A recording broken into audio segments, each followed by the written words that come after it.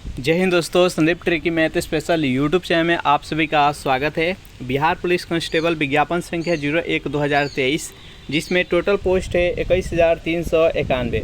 इस पोस्ट के लिए जीके जीएस का पार्ट 10 नंबर वीडियो है। इससे पहले 1 से लेकर 9 तक वीडियो नहीं देखे होंगे तो इसके लिए प्लेलिस्ट बना दिए हैं, वहाँ से जाकर आप सारी वीडियो एक एक करके देख सकते हैं। इस वीडियो में भी हम 50 महत्वपूर्ण MCQ देखने वाले हैं, जो कि जितने भी प्रश्न रहेगा वो 10th का जो सिलेबस है इसके अकॉर्डिंग इसमें प्रश्न रखा गया है, जो कि आपके एग्ज़ाम के व्यू से बेहद ही इम्पोर्टेंट है और ऐसा ही प्रश्न आपके एग्ज़ाम में भी देखने को मिलेगा। तो इस वीडियो को अंत तक देखिएगा। वीडियो स्टार्ट करते हैं और चलते हैं हम प्रश्न की तरफ।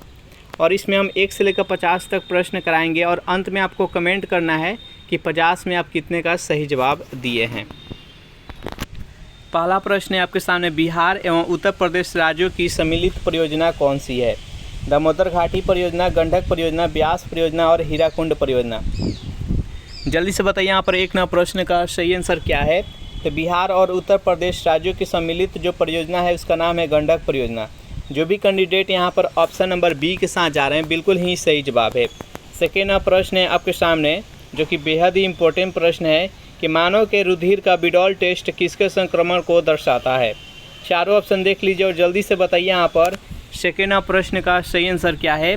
मानव के रुधिर का जो विडॉल टेस्ट हम कराते हैं उसकी किसको संक्रमण से जो संक्रमित व्यक्ति रहता है तब हम विडॉल टेस्ट कराते हैं। तो जो भी कैंडिडेट यहाँ पर ऑप्शन नंबर डी के साथ जा रहे हैं,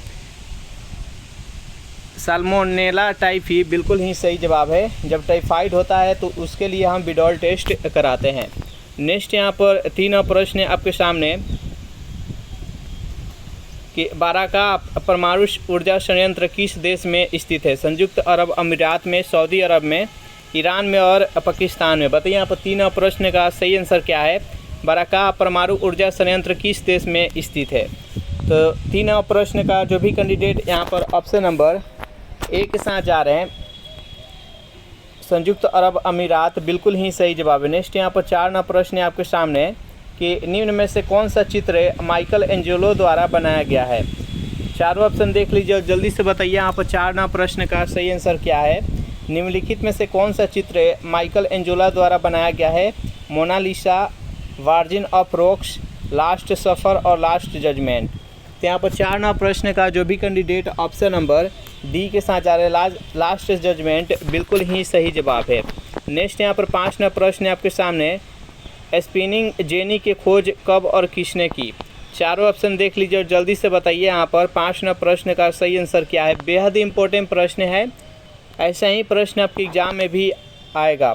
स्पिनिंग जेनी की खोज कब और किसने की? तो 5 प्रश्न का जो भी कैंडिडेट यहाँ पर ऑप्शन नंबर बी के साथ जा रहे हैं, 1765 ईस्वी में जेम्स हरग्रीव, बिल्कुल ही सही जवाब है। चलिए नेक्स्ट यहाँ पर 6 प्रश्न है आपके सामने कि ऑरेंज नदी किस देश में बहती है? चीन में, रूस में, दक्षिण अफ्रीका में और जर्मनी में। जल्दी से बताइए यहाँ पर 6 प्रश्न का सही आंसर क्या है। ऑरेंज नदी किस देश में बहती है? तो 6 प्रश्न का जो भी कैंडिडेट ऑप्शन नंबर सी के साथ जा रहे हैं, साउथ अफ्रीका, बिल्कुल ही सही जवाब है।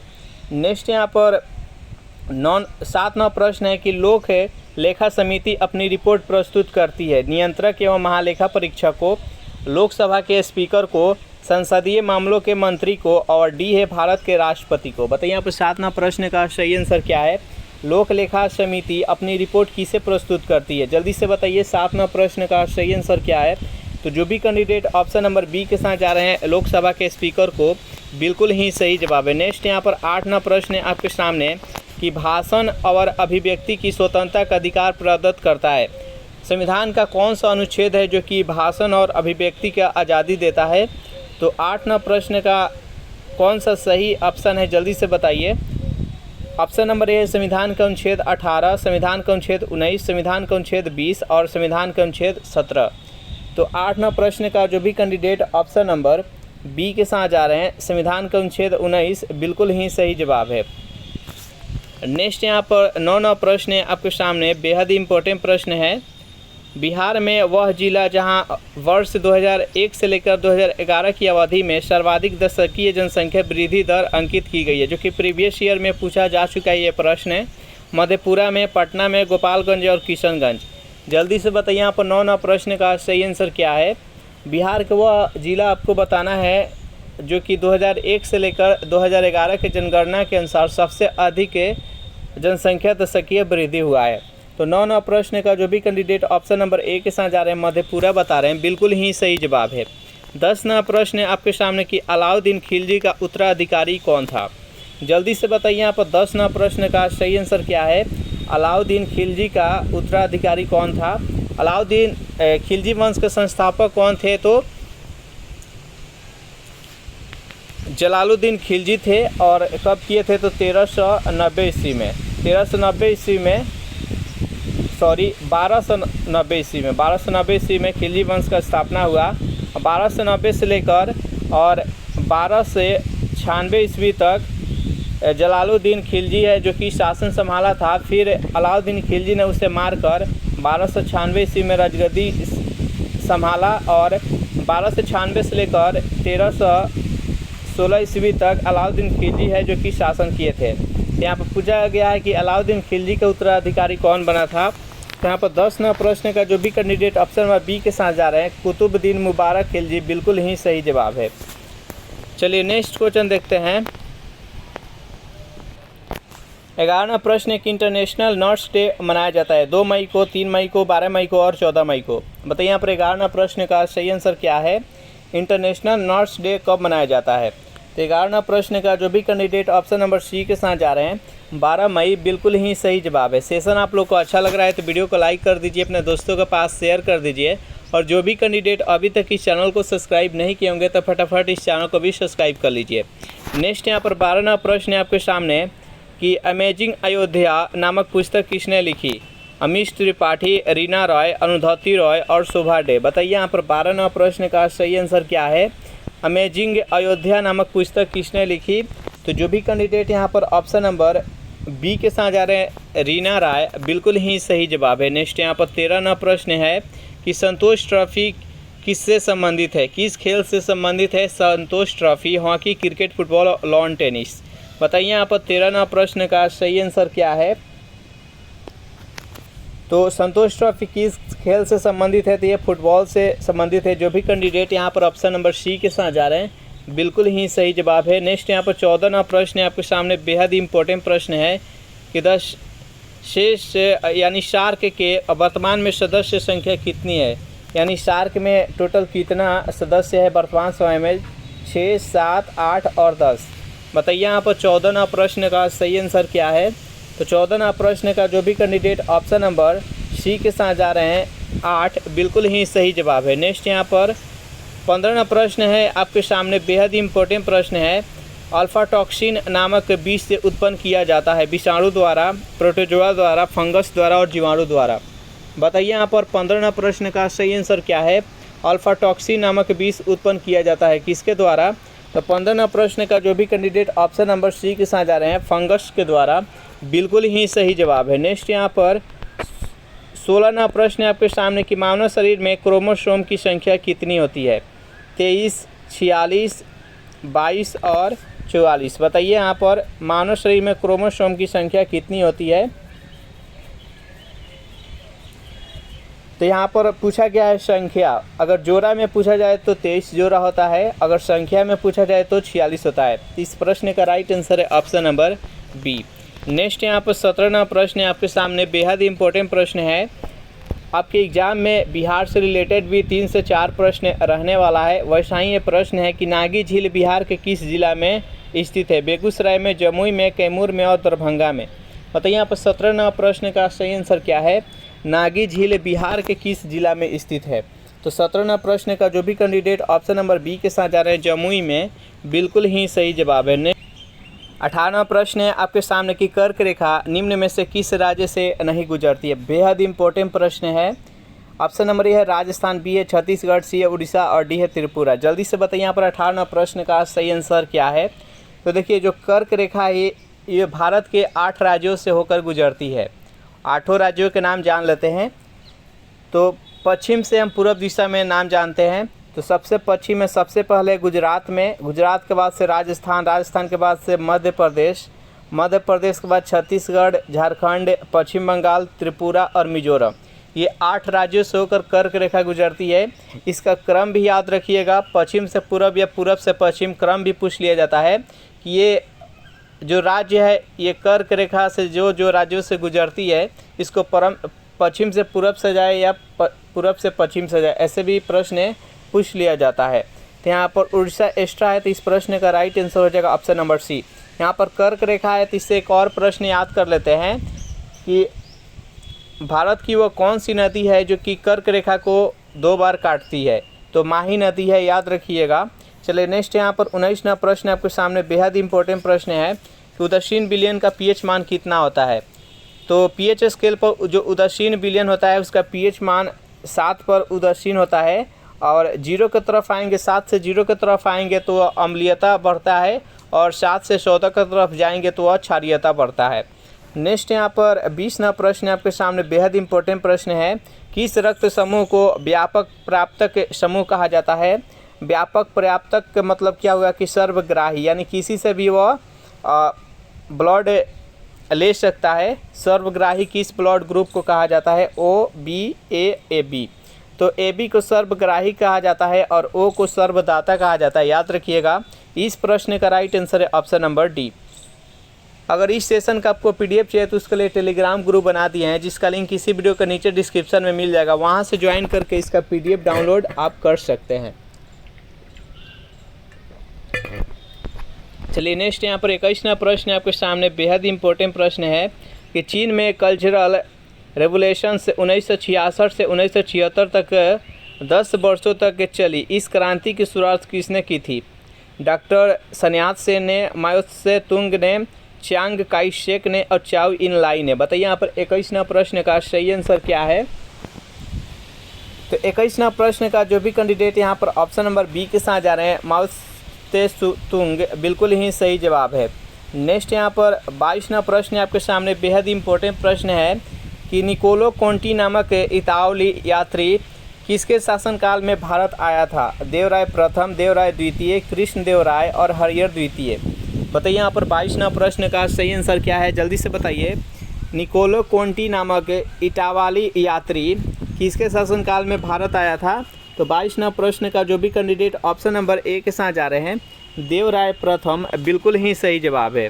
नेक्स्ट यहाँ पर 23वां प्रश्न है आपके सामने कि भारतीय संविधान के किस अनुसूची में विभिन्न पदाधिकारियों द्वारा पद ग्रहण के समय ली जाने वाली शपथ का उल्लेख है। दूसरी अनुसूची में, तीसरी अनुसूची में, चौथी अनुसूची में और छठी अनुसूची में। बताइए यहाँ पर 23वां प्रश्न का सही आंसर क्या है। तो जो भी कैंडिडेट यहाँ पर 23वां प्रश्न का ऑप्शन नंबर बी के साथ जा रहे हैं, यानी तीसरी अनुसूची में, बिल्कुल ही सही जवाब है। नेक्स्ट यहाँ पर 24वां प्रश्न है आपके सामने कि सर्वप्रथम जिन शब्द का प्रयोग किसने किया था। चारों ऑप्शन देख लीजिए और जल्दी से बताइए यहाँ पर 24वां प्रश्न का सही आंसर क्या है। सर्वप्रथम जिन शब्द का प्रयोग किसने किया था। तो 24वां प्रश्न का जो भी कैंडिडेट ऑप्शन नंबर सी के साथ जा रहे हैं, जोहानसन, बिल्कुल ही सही जवाब है। नेक्स्ट यहाँ पर 25वां प्रश्न है आपके सामने कि जालियांवाला बाग हत्याकांड के समय भारत का वायसराय कौन था। Lord Canning, Lord Jamesford, Lord reading और लॉर्ड इरविन। बताइए यहाँ पर 25वां प्रश्न का सही आंसर क्या है। जालियांवाला बाग हत्याकांड के समय भारत का वायसराय कौन था। तो 25वां प्रश्न का जो भी कैंडिडेट यहाँ पर ऑप्शन नंबर बी के साथ जा रहे हैं, लॉर्ड जेम्सफोर्ड, बिल्कुल ही सही जवाब है। जालियांवाला बाग हत्याकांड 13 अप्रैल 1919 को बैसाखी के दिन अमृतसर के जालियांवाला बाग में यह हत्याकांड हुआ था। और किसने गोली चलाने का आदेश दिया था। तो जनरल डायर ने। और जनरल डायर को लंदन में किसने जाकर मारा था। तो उधम सिंह ने, याद रखिएगा। नेक्स्ट यहाँ पर 26वां प्रश्न है आपके सामने कि भारतीय संविधान में न्यायपालिका की स्वतंत्रता किस देश से लिया गया है। ब्रिटेन से, कनाडा से, यूएसए से और आयरलैंड से। बताइए यहाँ पर 26वां प्रश्न का सही आंसर क्या है। भारतीय संविधान में न्यायपालिका के स्वतंत्रता किस देश के संविधान से लिया गया है। तो 26वां प्रश्न का जो भी कैंडिडेट ऑप्शन नंबर सी के साथ जा रहे हैं, यूएसए यानी अमेरिका, बिल्कुल ही सही जवाब है। नेक्स्ट यहाँ पर 27वां प्रश्न है, सिट्रिक अम्ल मुक्त अम्ल के रूप में होता है इमली में, सेब में, दूध में और नींबू में। बताइए यहाँ पर 27वां प्रश्न का सही आंसर क्या है। यानी सिट्रिक अम्ल किस में पाया जाता है? जल्दी से बताइए यहाँ पर 27वां प्रश्न का राइट आंसर क्या है? जो भी कैंडिडेट यहाँ पर ऑप्शन नंबर डी के साथ जा रहे हैं यानी नींबू में, बिल्कुल ही सही जवाब है। देखिए, सेब में मैलिक अम्ल पाया जाता है, दूध में लैक्टिक अम्ल पाया जाता है, इमली में टार्टरिक अम्ल पाया जाता है। याद रखिएगा, सिट्रिक अम्ल नींबू में पाया जाता है और एसिटिक अम्ल सिरका में पाया जाता है। और संचायक बैटरी में H2SO4 यानी सल्फ्यूरिक अम्ल पाया जाता है और टमाटर में ऑक्जेलिक अम्ल पाया जाता है। ये सब कुछ महत्वपूर्ण अम्ल रहता है, इसको याद रखिएगा। नेक्स्ट यहाँ पर 28वां प्रश्न आपके सामने कि मेगास्थनीज के अनुसार मौर्य काल में मार्ग निर्माण अधिकारी था अंतपाल, एग्रोनोमाई, नायक और राजुक। बताइए यहाँ पर 28वां प्रश्न का सही आंसर क्या है? जल्दी से बताइए। तो 28वां प्रश्न का जो भी कैंडिडेट बी के साथ जा रहे हैं, एग्रोनोमाई, बिल्कुल ही सही जवाब है। चलिए नेक्स्ट यहाँ पर 29वां प्रश्न है आपके सामने कि CHO अभिक्रियाशील मूलक का नाम क्या है? यह क्रियात्मक समूह किसका है? CHO ईथर का, अम्ल का, एल्डिहाइड का और कीटोन का। जल्दी से बताइए यहाँ पर 29वां प्रश्न का सही आंसर क्या है? तो CHO ये जो क्रियात्मक समूह है ये एल्डिहाइड का है। जो भी कैंडिडेट यहाँ पर ऑप्शन नंबर सी के साथ जा रहे हैं, बिल्कुल ही सही जवाब है। कीटोन का होता है CO, अम्ल का होता है COOH। नेक्स्ट यहाँ पर 30वां प्रश्न है आपके सामने, बिहार का सर्वाधिक साक्षरता दर वाला जिला कौन सा है? पटना, भागलपुर, मधेपुरा और रोहतास। बताइए यहाँ पर 30वां प्रश्न का सही आंसर क्या है? बेहद ही इंपॉर्टेंट प्रश्न है। तो बिहार का सर्वाधिक साक्षरता वाला जिला कौन सा है? तो रोहतास है। जो भी कैंडिडेट यहाँ पर ऑप्शन नंबर डी के साथ जा रहे हैं, बिल्कुल ही सही जवाब है। चलिए नेक्स्ट यहाँ पर 31वां प्रश्न है आपके सामने, पृथ्वी दिवस प्रति वर्ष कब मनाया जाता है? 22 मार्च को, 22 अप्रैल को, 22 मई को और 2 फरवरी को। बताइए यहाँ पर 31वां प्रश्न का सही आंसर क्या है? पृथ्वी दिवस प्रति वर्ष कब मनाया जाता है? तो यहाँ पर 31वां प्रश्न का जो भी कैंडिडेट ऑप्शन नंबर बी के साथ जा रहे हैं, 22 अप्रैल को, बिल्कुल ही सही जवाब है। 22 मार्च को बिहार दिवस मनाया जाता है, याद रखिएगा। नेक्स्ट यहाँ पर 32वां प्रश्न है कि डेट्रॉयट नामक नगर किसके लिए प्रसिद्ध है? जहाज रानी उद्योग के लिए, ऑटोमोबाइल उद्योग के लिए, वायुयान उद्योग के लिए, सूती वस्त्र उद्योग के लिए। बताइए यहाँ पर 32वां प्रश्न का सही आंसर क्या है? डेट्रॉयट नामक नगर किसके लिए प्रसिद्ध है? तो 32वां प्रश्न का जो भी कैंडिडेट ऑप्शन नंबर बी के साथ जा रहे हैं यानी ऑटोमोबाइल उद्योग के लिए, बिल्कुल ही सही जवाब है। सेशन आप लोग को अच्छा लग रहा है तो वीडियो को लाइक कर दीजिए, अपने दोस्तों के पास जल्दी से इसको शेयर भी कर दीजिए। लैंड ऑफ थंडरबोल्ट के नाम से किस देश को जाना जाता है? भूटान, थाईलैंड, लाओस और म्यांमार। बताइए यहाँ पर 33वां प्रश्न का सही आंसर क्या है? लैंड ऑफ थंडरबोल्ट के नाम से किस देश को जाना जाता है? तो 33वां प्रश्न का जो भी कैंडिडेट ऑप्शन नंबर ए के साथ जा रहे हैं, भूटान को, बिल्कुल ही सही जवाब है। नेक्स्ट यहाँ पर 34वां प्रश्न है आपके सामने, निम्न में से कौन सा एक प्रत्यक्ष कर का उदाहरण है? सीमा शुल्क, उत्पाद कर, सेवा कर और निगम कर। बताइए यहाँ पर 34वां प्रश्न का सही आंसर क्या है? निम्न में से कौन सा कर है जो कि प्रत्यक्ष कर का उदाहरण है? तो निगम कर है, बाकी यहाँ पर सीमा शुल्क, उत्पाद कर और सेवा कर, ये तीनों का तीनों अप्रत्यक्ष कर है। नेक्स्ट यहाँ पर 35वां प्रश्न है आपके सामने, बेहद इंपॉर्टेंट प्रश्न है कि बोरेक्स है किसका अयस्क है? बेहद इंपॉर्टेंट प्रश्न है, पारा का, सोडियम का, मैग्नीशियम का, एल्युमिनियम का। जल्दी से बताइए यहाँ पर 35वां प्रश्न का सही आंसर क्या है? तो बोरेक्स किसका अयस्क है? तो ये सोडियम का है। जो भी कैंडिडेट ऑप्शन नंबर बी के साथ जा रहे हैं, बिल्कुल ही सही जवाब है। कंफ्यूज नहीं होइएगा, बॉक्साइड है जो कि एल्युमिनियम का है, बोरेक्स है जो कि सोडियम का है। नेक्स्ट यहाँ पर 36वां प्रश्न है आपके सामने कि रूसी क्रांति के समय रूस का शासक कौन था? लेनिन था, कार्ल मार्क्स था, जार निकोलस द्वितीय था और जेम्स द्वितीय। बताइए यहाँ पर 36वां प्रश्न का सही आंसर क्या है? तो रूसी क्रांति का समय रूस का शासक कौन था? तो जार निकोलस द्वितीय। जो भी कैंडिडेट यहाँ पर ऑप्शन नंबर सी के साथ जा रहे हैं, बिल्कुल ही सही जवाब है। नेक्स्ट यहाँ पर 37वां प्रश्न है आपके सामने कि 1 डिग्री देशांतर की दूरी तय करने में पृथ्वी को कितना समय लगता है? 4 मिनट, 5 मिनट, 10 मिनट, 30 मिनट। बताइए यहाँ पर 37वां प्रश्न का सही आंसर क्या है? 1 डिग्री देशांतर की दूरी तय करने में पृथ्वी को कितना समय लगता है? तो 4 मिनट लगता है। जो भी कैंडिडेट यहाँ पर ऑप्शन नंबर ए के साथ आ रहे हैं, बिल्कुल ही सही जवाब है। नेक्स्ट यहाँ पर 38वां प्रश्न है कि इनमें से कौन सी रचना कृष्णदेव राय की है? चारों ऑप्शन देख लीजिए, जल्दी से बताइए यहाँ पर 38वां प्रश्न का सही आंसर क्या है? बेहद इंपॉर्टेंट प्रश्न है। तो अमुक्त माल्याद है जो कि कृष्णदेव राय द्वारा रचित है। इस प्रश्न का राइट आंसर है ऑप्शन नंबर बी। नेक्स्ट यहाँ पर 39वां प्रश्न है आपके सामने कि लाल सागर और भूमध्य सागर को जोड़ने वाली नहर का नाम क्या है? कील नहर, स्वेज नहर, पनाबा नहर और सू नहर। बताइए यहाँ पर 39वां प्रश्न का सही आंसर क्या है? लाल सागर और भूमध्य सागर को जोड़ने वाली नहर का नाम क्या है? तो 39वां प्रश्न का जो भी कैंडिडेट ऑप्शन नंबर बी के साथ जा रहे हैं, स्वेज नहर बिल्कुल ही सही जवाब है। चलिए नेक्स्ट यहाँ पर 40वां प्रश्न देख लेते हैं कि लोकसभा के सदस्य अपना त्यागपत्र किसे सौंपते हैं? बेहद इंपॉर्टेंट प्रश्न है। लोकसभा का सदस्य अपना त्यागपत्र किसे सौंपते हैं? राष्ट्रपति, प्रधानमंत्री, लोकसभा के अध्यक्ष को, मुख्य चुनाव आयुक्त को। जल्दी से बताइए यहाँ पर 40वां प्रश्न का सही आंसर क्या है? तो 40वां प्रश्न का जो भी कैंडिडेट ऑप्शन नंबर सी के साथ जा रहे हैं, लोकसभा के अध्यक्ष को, बिल्कुल ही सही जवाब है। नेक्स्ट यहाँ पर 41वां प्रश्न है कि जिंदा अवेस्ता किस धर्म का धार्मिक ग्रंथ है? ईसाई का, पारसी का, बौद्ध का और जैन का। बताइए यहाँ पर 41वां प्रश्न का सही आंसर क्या है? जिंदा अवेस्ता किस धर्म का धार्मिक ग्रंथ है? तो पारसी का। जो भी कैंडिडेट यहाँ पर ऑप्शन नंबर बी के साथ जा रहे हैं, बिल्कुल ही सही जवाब है। नेक्स्ट यहाँ पर 42वां प्रश्न है, लेटर्स ऑन इंग्लिश किसकी रचना है? रूसो का, वाल्टेयर का, अरस्तू का और दांते का। बताइए यहाँ पर 42वां प्रश्न का सही आंसर क्या है? लेटर्स ऑन इंग्लिश किसकी रचना है? तो 42वां प्रश्न का जो भी कैंडिडेट ऑप्शन नंबर बी के साथ जा रहे हैं, वाल्टेयर का, बिल्कुल ही सही जवाब है। नेक्स्ट यहाँ पर 43वां प्रश्न आपके सामने कि समान कार्यों के लिए समान वेतन भारत के संविधान में सुनिश्चित किया गया है। यह एक मौलिक अधिकार है, एक मौलिक कर्तव्य है, एक आर्थिक अधिकार है और राज्य के नीति निर्देशक सिद्धांत का एक अंग है। बताइए यहाँ पर 43वां प्रश्न का सही आंसर क्या है? तो समान कार्य के लिए समान वेतन, ये भारत के संविधान किसमें सुनिश्चित ये किया गया है? तो राज्य के नीति निर्देशक सिद्धांत में। इसका राइट आंसर हो जाएगा ऑप्शन नंबर डी। मौलिक अधिकार के बारे में वर्णन संविधान के भाग 3 में किया गया है, जो कि अनुच्छेद 12 से लेकर 35 तक है। अनुच्छेद भाग 3 में अनुच्छेद 12 से लेकर 35 तक मौलिक अधिकार है। टोटल मौलिक अधिकार की संख्या 6 है।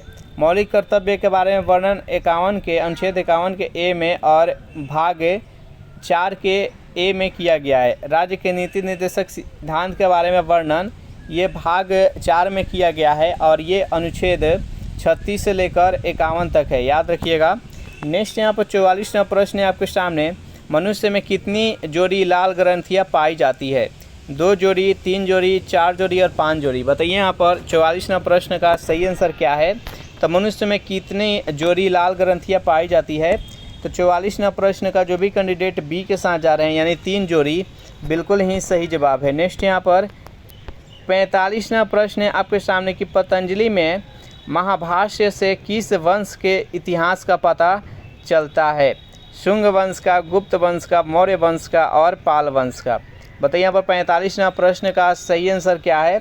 तो 45वां प्रश्न का जो भी कैंडिडेट ऑप्शन नंबर ए के साथ जा रहे हैं, यानी शुंग वंश, बिल्कुल ही सही जवाब है।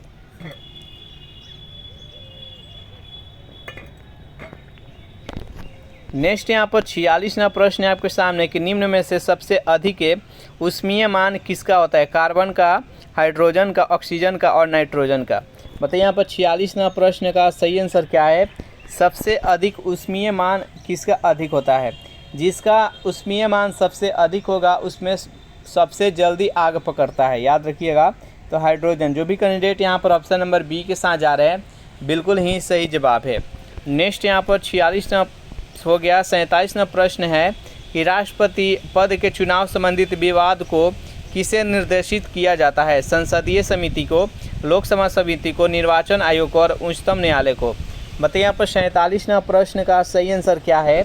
अगर राष्ट्रपति के चुनाव से संबंधित विवाद उत्पन्न हो जाए, या इसका निर्देशन कौन करते हैं? तो उच्चतम न्यायालय। जो भी कैंडिडेट यहाँ पर ऑप्शन नंबर डी के साथ जा रहे हैं, बिल्कुल ही सही जवाब है।